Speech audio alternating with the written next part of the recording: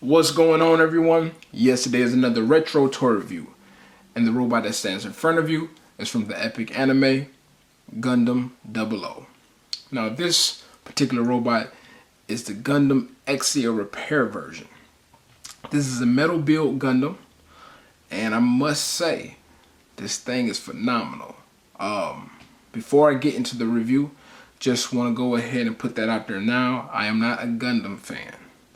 Not because I dislike it or something of that nature. It's more so I just never was a fan of robots growing up. So this is like technically my only legit robot figure that I have. Just because it just was amazing. It really caught my eye. And when I picked it up, I borrowed a few Gundam animes from one of my friends and checked it out. And I did enjoy it. I really did. But I just never was a fan of Gundam. And you're probably wondering, like, how are you not a fan of Gundam? Like, oh, how did you not watch it and all that good shit? I just wasn't. When most people was looking at Dragon Ball Z and Gundam, I was renting animes that your parents probably wouldn't let you watch. And I probably shouldn't have been watching them at the time, but I watched a lot of stuff like Ninja Scroll, Akira, Blood the Last Vampire,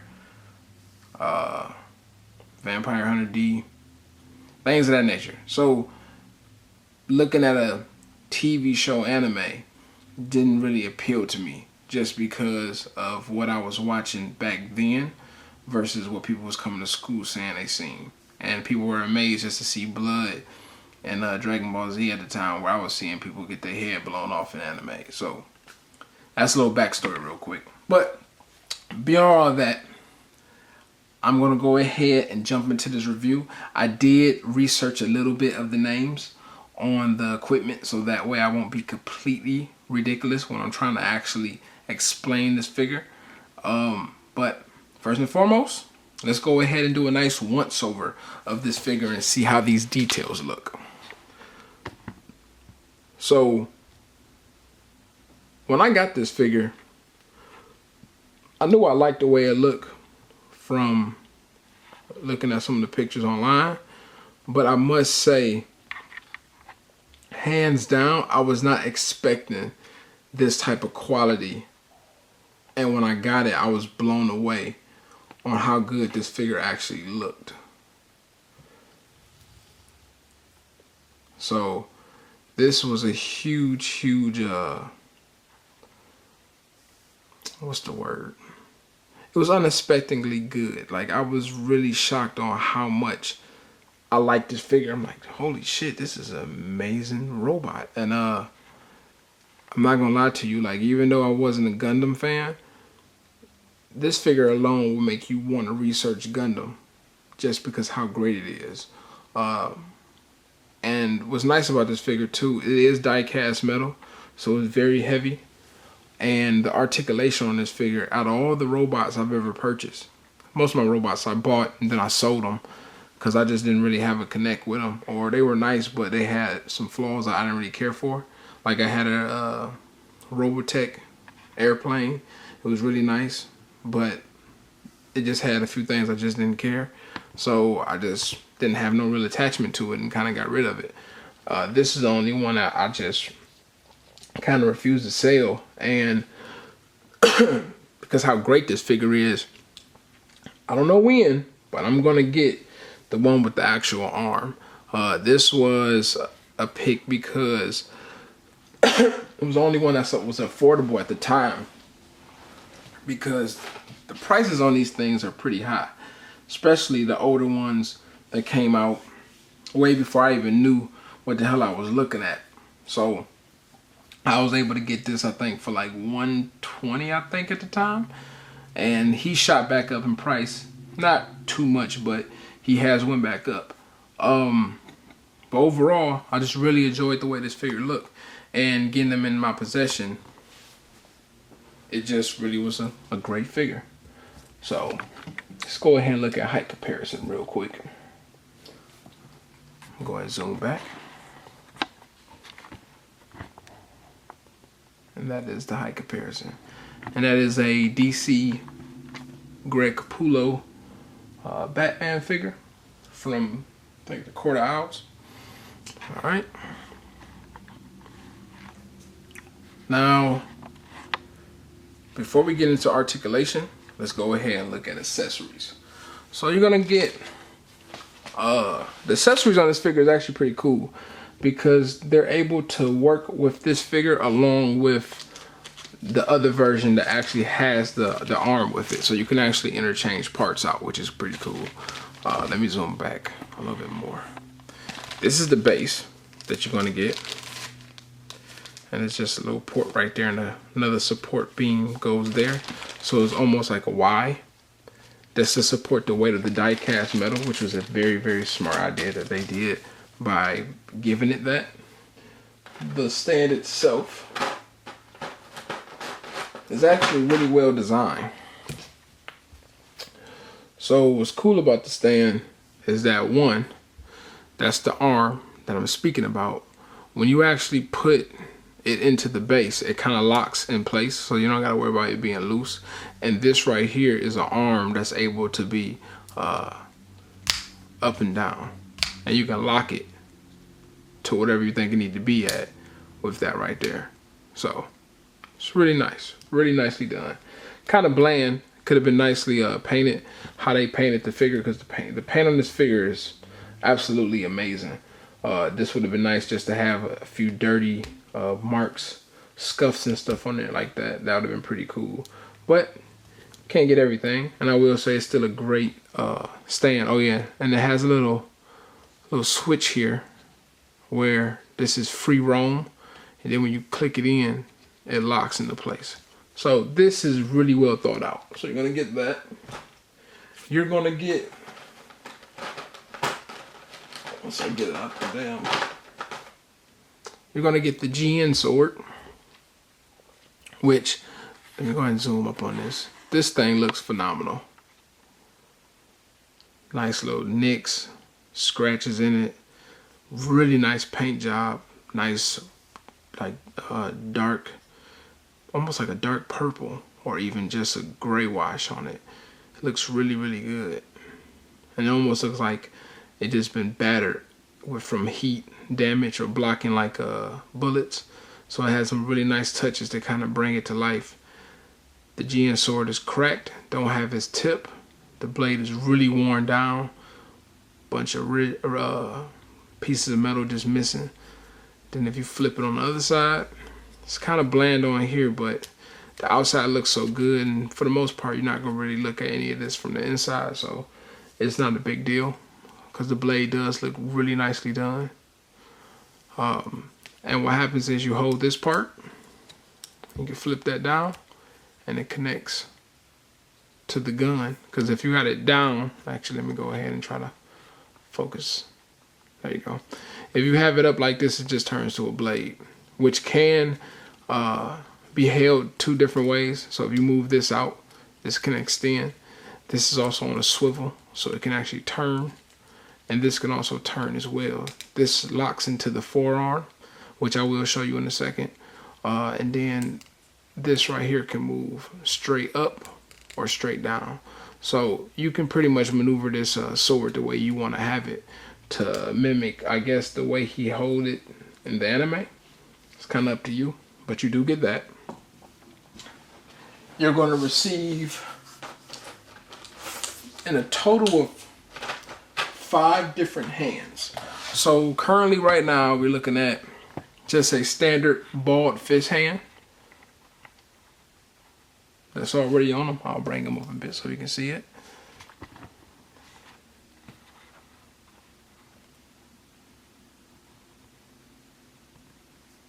So you get that balled fist hand right there. And then you're gonna get this hand. I will have to say is for kind of like holding a tight grip on the sword itself. Go ahead and focus for you. There we go. And what I will say I do like about these hands, they're very, very easy to change out. They're on a little peg, which I'll be showing you how that goes in a second as well. But you get that tight, you're going to get a more relaxed hand for the sword, which is also really, really nicely done. And what's cool about these hands, they're not extremely hard plastic, so putting the weapon in the hand is not a difficult task. You don't gotta worry about trying to fight with it. This is where you have the hand extremely relaxed. So it's almost like pointing the blade downwards, and even the hand itself is on a slant, so it can kind of give a better impression. But this is really nice. And then you're gonna get a sprawled out hand as well, which also looks really good. Really nicely detailed. All right. You're gonna get some shoulder armor pieces. Now, these are the pieces that I was saying that's interchangeable with the other version. So what's cool about it, you can put these pieces on this version as well, but they give you two of them, so clearly he don't have two arms, so you know this is for the other version figure. But just to kind of give you an idea, I'm going to go ahead and change some of the parts before I get into the articulation so you can actually see as well. But this right here is on a single, like kind of a, what's the word for it? It's on a hinge, but comes off really easy. And not easy like I'm saying it's going to fall off easy, but easy to remove where you don't have to worry about trying to force something and break it. So all I did was literally push up and it came off. So you get the proper side. And if you notice, let me go ahead and focus. You can see the hinge up there. And there is the part it links onto. And it's on, just like that. No fighting with it. All right, so you're gonna get two of those. And all it is just a cleaner version of that arm piece that I just had on. This one looks like it's worn and beat up and, oh, wrong one, sorry. It's like worn and beat up. Has more darks in the paint job. So, really nice touch. All right, so I'll move that aside. You're gonna get two Shin Guards that can also be replaced out.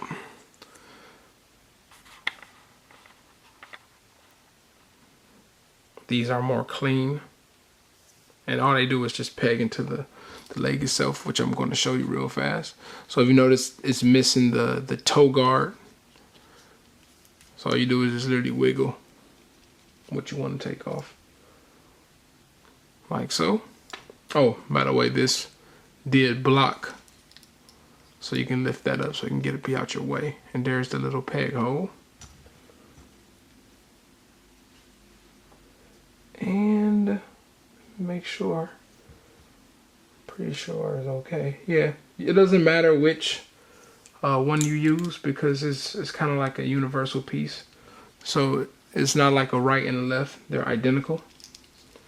I'll move both of them off. Put these other parts to the side. And what's nice about the Shin Guard, it is articulated so it can work with the feet itself. So I'm gonna go ahead and put that back down, and I'll give you a quick view of the new Shin Guard on there. Fits really well, it looks really nice. All right, so you can put that on. You're gonna get two GN drives. Once I get it out the damn plastic. There we go. So you're gonna get two of those. You're gonna get one that's expanded and one closed. But they look really, really nice. That green pops really well. Really nicely detailed. And the way that works is, I'm gonna turn him around real quick. And you have these little lock pieces that's just on a hinge. They move pretty easy. This one moves all the way up. And then you see like the two little blue ridges that stick. So that way you know you're turning it, or you're putting it in correctly. So I'm gonna put in the more condensed one. Just match it up. Clicks into place. Won't fall out even with the locks not on. But once you put these on, it's guaranteed not going nowhere. So now you got that going. All right. So move that aside. You're going to get these other pieces. Now these, I have no clue what they go to at all. So I won't even act like I know where the hell it go. It must fit on the other version. It may fit on this one, I don't know. But it's just some weird pieces. I think it went to the forearm, but I could be completely wrong. But that is that. So you're gonna get 2 of those. So clearly they gotta be a left and a right. And then you're gonna get a mount that goes to the figure itself. Actually, oh, and one more thing. I'll show that in a second. You're gonna get a little crotch piece. So that goes on top of the base mount, and this translucent green piece going to the bottom of the crotch on the figure and keep them lifted. And you can have them either like he hovering, flying, or just you can have them stand on the base. It's really up to you. So you're gonna get that, and that fits really easy. That's gonna go, and like I said, at the bottom, which you can see, there's the port. You also are gonna get 2 forehead fins. The one that's on him currently right now is a harder plastic, so you don't want that to fall because you might break it. But if you do have them on display and you're worried about it, they give you a more soft rubber version of that headpiece, which is also really nice. And just because this is a softer material, what's nice about this is that it doesn't hinder the quality. Like, it doesn't bring the quality down by any means. Like, it still look nicely painted and everything, just like the hard version. So I think that's really cool. All right, so you're gonna get all that, and you're gonna get 2 pieces that drape over his missing arm. So I'm bringing this back. And I mean, they're really nicely detailed. And they are a softer material, so you don't gotta worry about breaking it or cracking it. The paint job looks really good. It's really worn. I'll bring it up close.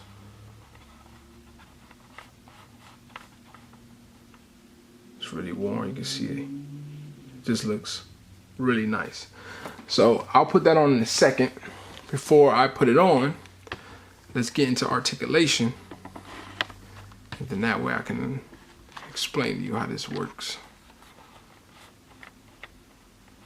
All right, let's bring him in close.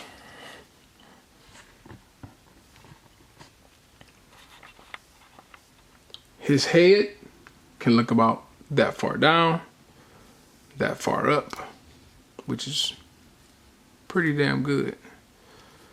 All right, you can turn a full 360 around and you can still move his head perfectly fine. Has a slight tilt, not by much, but a little.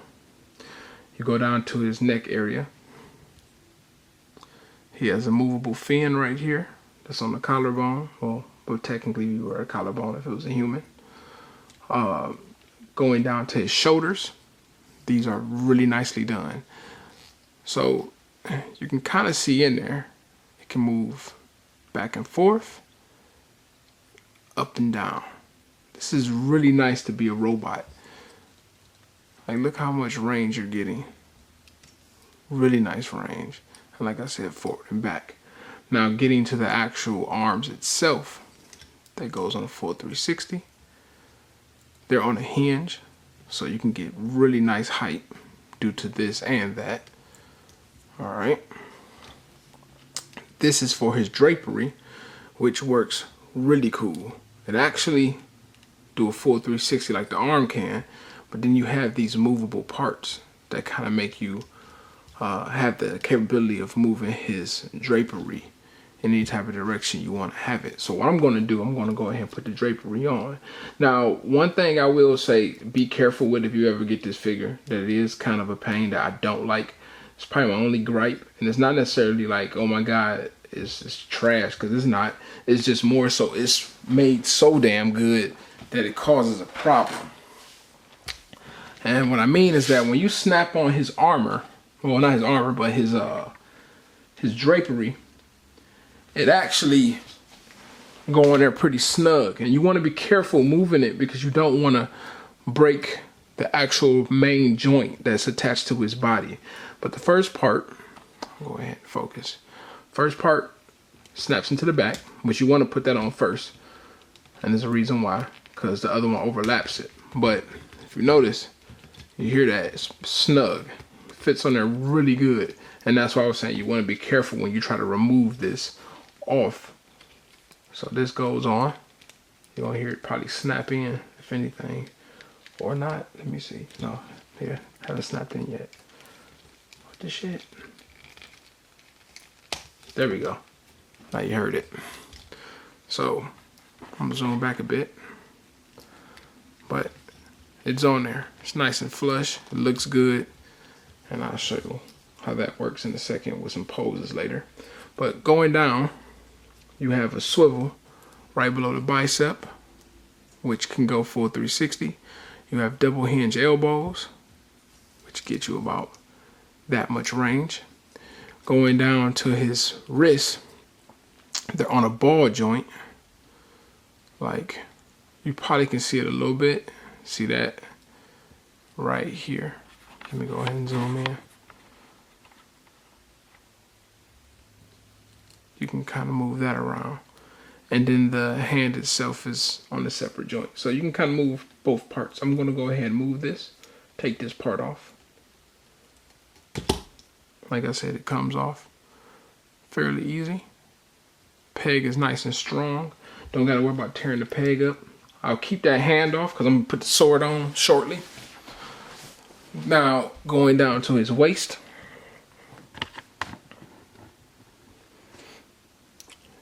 You can actually get an ab crunch in this, which works really damn good. Let me go ahead and move that up. Look at a Ranger getting. Like, that's nice. You're going to get a swivel, which you can turn. Down on his crotch area, which is also what I mean by this, it's a nice detailed figure. Kind of the butt guard is on a ball joint. It is movable. Same thing goes for the front part of the crotch. Also on a ball joint, which is movable. That allow his legs to get kind of free range. And he does have a very, very large range of motion.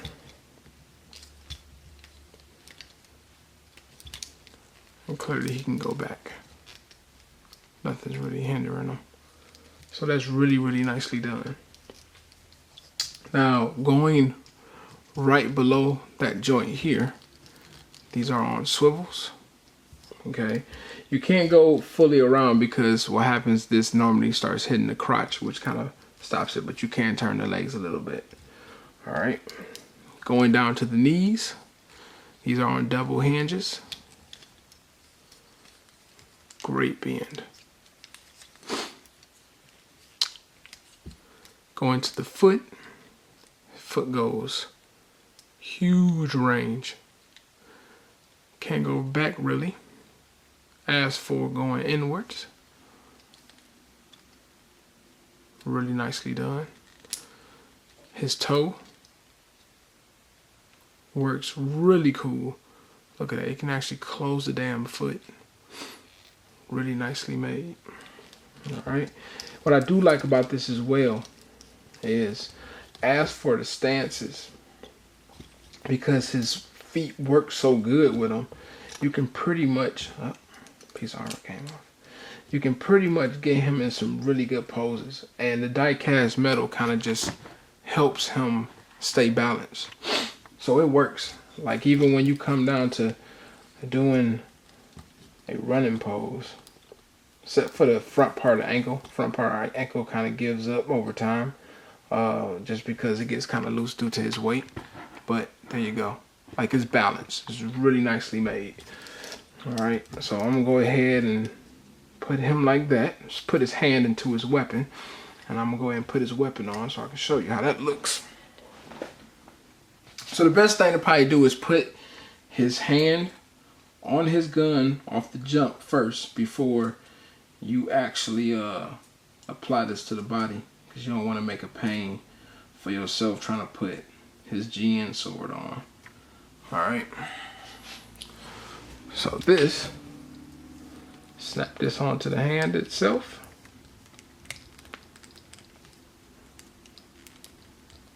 Alright, that's on. Put the other piece back on. Actually, I'll put that one back.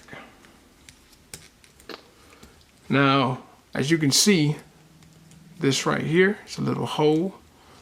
I'll bring that in so you can see real quick. It's a little hole right there in the forearm.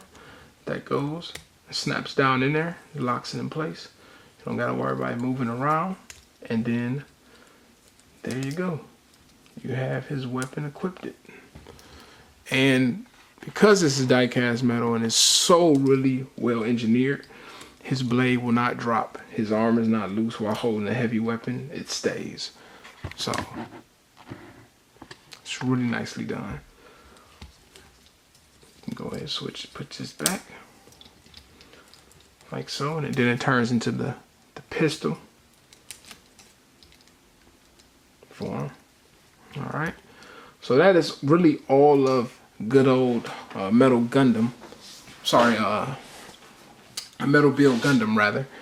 And oh yeah, articulation further as with the drapery arm. Like I said, holds poses, no problem. So, how do I feel about this figure? I think it's amazing.